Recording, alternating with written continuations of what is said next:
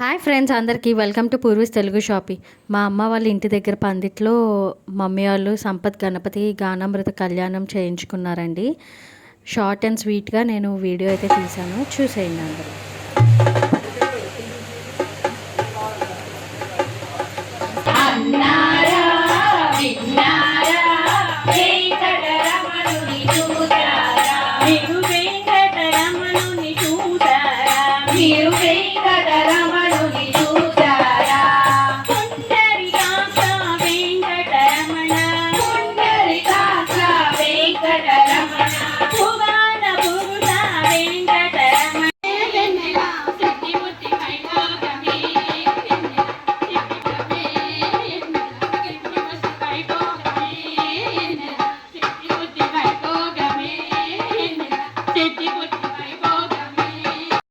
ఎన్నెల కళ్యాణ మౌనంటై నెల వైభోగమే ఎన్నెల జగమంత వైభోగ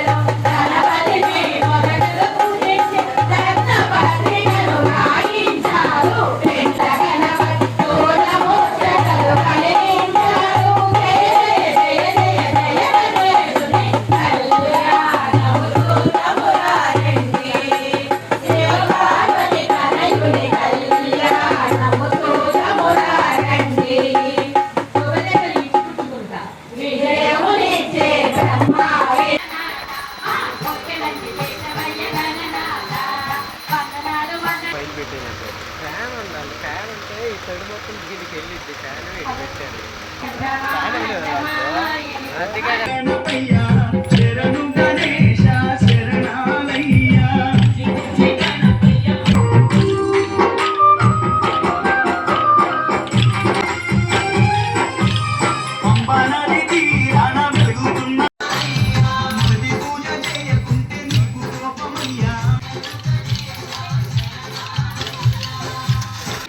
మహాగణాధిపతి నమ, శ్రీ మహాసరస్వతి నమ, శ్రీ గురుపాదిగాభ్యో నమో నమ. మన మారుతి కాలనీలో విచ్చేసి ఉన్న శ్రీ బాలగణపతి వారి సన్నిధానంలో 5 రోజులు కూడా చాలా చక్కగా పూజ జరుగుతుందండి. అలాగే మన కమిటీ సభ్యులు కూడా చాలా చక్కగా ఉత్సాహంగా ఆనందంగా తిరుగుతున్నారండి. ఇవాళ పంచమ రోజు అంటే 5వ రోజు ఇవాళ గణపతికి. 5వ రోజు కారణమున వాళ్ళ ఉదయం గణపతికి పూజ పూర్తయిందండి.